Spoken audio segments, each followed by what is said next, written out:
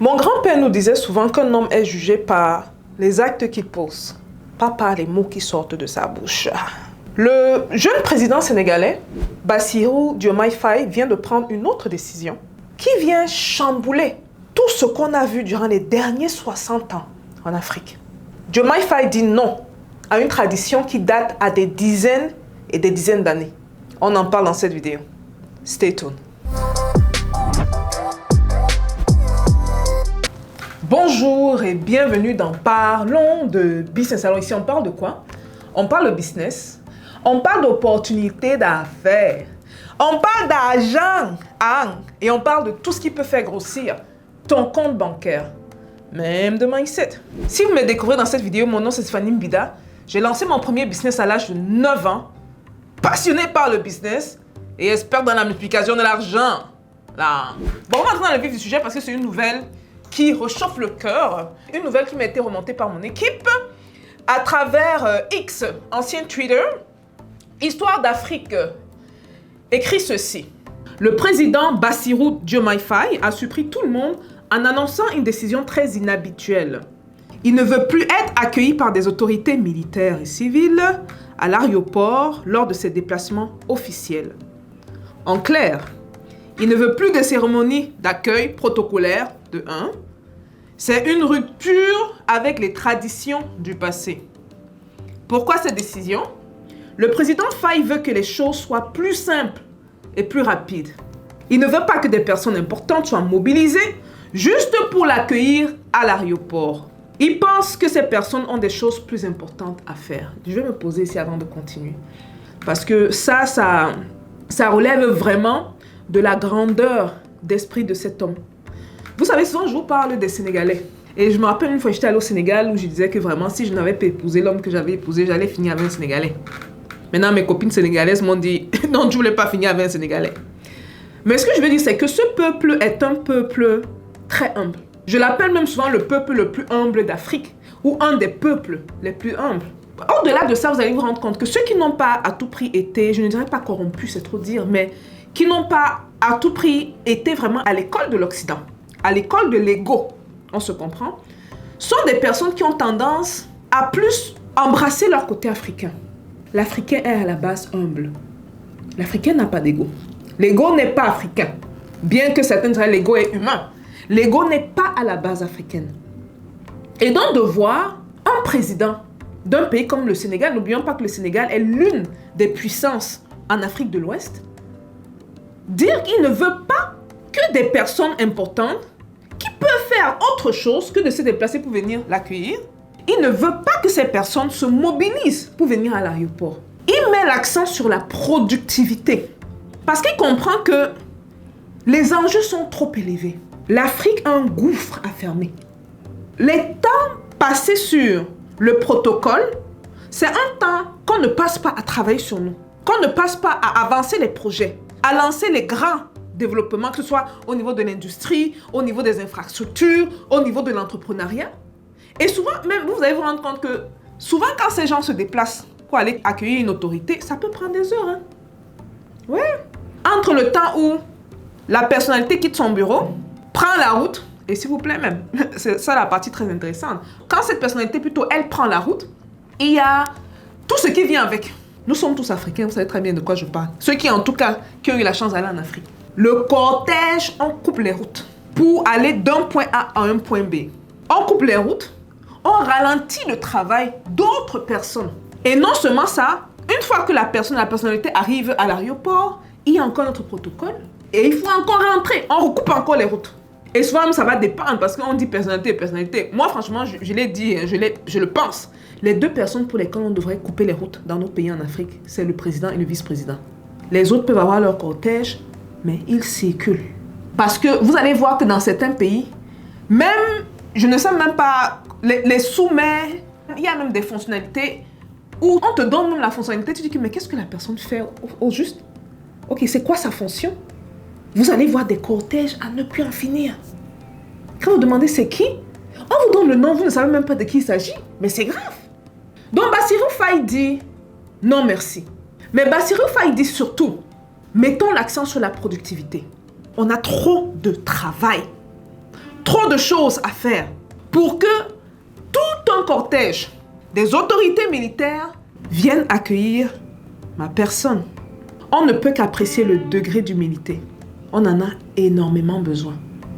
Dans Histoire d'Afrique continue et dit, ainsi il a décidé, dont son Excellence le président Bassirou Faye, qu'il arriverait et partirait de l'aéroport sans aucun tapage. Pas de salutation officielle, pas de cérémonie, juste lui et son équipe. Cette mesure a pour objectif de faire gagner du temps aux cadres qui étaient souvent mobilisés pour l'accueillir. Ils pourraient désormais vaquer à leurs occupations plutôt que d'attendre le président à l'aéroport. Mais il faut aussi comprendre que souvent, ça c'est un truc quand même dont on a parlé dans les médias, je pense que c'était en 2023, c'était l'année passée. Vous savez, certains présidents, quand ils partent à l'Élysée, dont en France, où Macron ne se gêne même plus, pas les accueillir à l'aéroport. Par contre, quand le président français arrive dans leur pays, ils sont les premiers à aller les accueillir à l'aéroport. Un certain manque de réciprocité. La personne de qui j'entendais ça, je pense que c'était une journaliste anglophone, je ne sais pas si elle était british ou américaine, qui a pris l'exemple de Kagame, qui a arrêté de le faire, le président du Rwanda. De telle manière que s'il y a des autorités françaises qui arrivent au Rwanda, ils se déplacent et arrivent à la présidence, ils ne se déplacent pas. Kagame ne va pas à l'aéroport chercher le président ou quoi que ce soit. Parce que j'imagine qu'il a du travail sur la planche. Maintenant, je n'ai pas dit ça pour que vous me rameniez des polémiques que vous connaissez. Je vous parle de la rigueur et la manière de travailler de quelqu'un. Bon, on continue, on finit avec ça.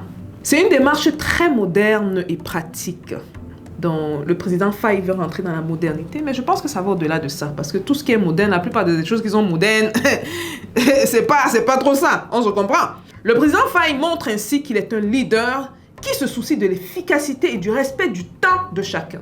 Il montre aussi qu'il n'a pas besoin de cérémonie officielle pour se sentir important. C'est une leçon de modestie et de respect pour tous. En bref, le président Faye a décidé de rompre avec les traditions du passé pour faire place à une nouvelle façon de faire plus simple et plus respectueuse du temps de chacun. Une décision qui sera certainement appréciée par beaucoup. Signé Kriapi. Bon, ça c'était pris sur X. Les personnes intéressées peuvent aller regarder. Je pense qu'il y a plusieurs personnes qui ont posté ce genre d'histoire. Vous savez, à lire ce genre d'informations, ça réchauffe le cœur. Mais ça va au-delà de réchauffer le cœur. Ça nous rassure que l'ego est en train de quitter la place. Le service pour l'autre est en train de prendre le dessus. Et je pense qu'au-delà de tout, c'est ce que nous devons retenir. Nous devons cultiver en nous cette humilité. De réaliser que peut-être il y a un titre attaché à mon nom. Peut-être une certaine notoriété attachée à mon nom. Peut-être on se fait beaucoup d'argent, donc on peut facilement monter sur les gens. Mais nous devons nous rappeler que nous sommes des êtres humains comme l'autre. Comme le gars qui fait son moto-taxi. Comme le pousseur dans la roue. Comme ce jeune infirmier qui essaye du mieux qu'il peut pour amener un peu d'argent à la maison. Comme cette jeune orpheline qui se débrouille du mieux qu'elle peut pour réussir. Comme ce fonctionnaire qui était peut-être sain avant, est devenu corrompu, réalise qu'il est corrompu, veut revenir dans l'état de sainteté où il était. L'être humain reste l'être humain. Les titres, ce sont des responsabilités qu'on donne à certaines personnes afin qu'elles accomplissent certaines tâches. Les titres, ce n'est pas pour que certaines personnes marchent sur la tête d'autres personnes. Donc franchement, les actions de Bassirou Faye sont à saluer. Ça nous donne confiance. Ça nous motive à dire que si on doit faire affaire avec tel genre de président, ça veut dire que peut-être que si on injecte nos capitaux dans le pays, on ne va pas nous dire que, je ne sais pas, un proche du président maîtrise ce domaine-là et veut le monopole du domaine, donc vous mettez-vous à côté. Ça en dit beaucoup sur les traits de caractère de la personne. Donc une fois de plus, merci à Bassirou Faye pour ce genre de décision. Et comme d'habitude, nous restons à l'écoute. Nous avons hâte de savoir c'est quoi la prochaine décision qu'il va prendre. Donc, quant à vous, dites-moi ce que vous pensez de cette nouvelle décision, de ce dernier à refuser catégoriquement que les autorités militaires se déplacent et viennent à l'aéroport pour lui. Est-ce un exemple à suivre? Devons-nous garder les anciennes manières de faire? Parce qu'avant tout, c'est protocolaire. Avant tout, ça veut peut-être vouloir dire quelque chose. Mais n'oublions pas que dans beaucoup de cas, ces affaires, cette manière protocolaire de faire ne nous viennent même pas de l'Afrique. Comme d'habitude, ce sont encore une fois de plus des modèles importés, politiquement, diplomatiquement importés en Afrique. Est-ce qu'il a mal fait? Est-ce qu'en tant que président, il devrait garder justement sa couronne sur la tête et commander? Ou est-ce que nous assistons à une Afrique plus authentique? J'attends vos réponses dans les commentaires. Peace.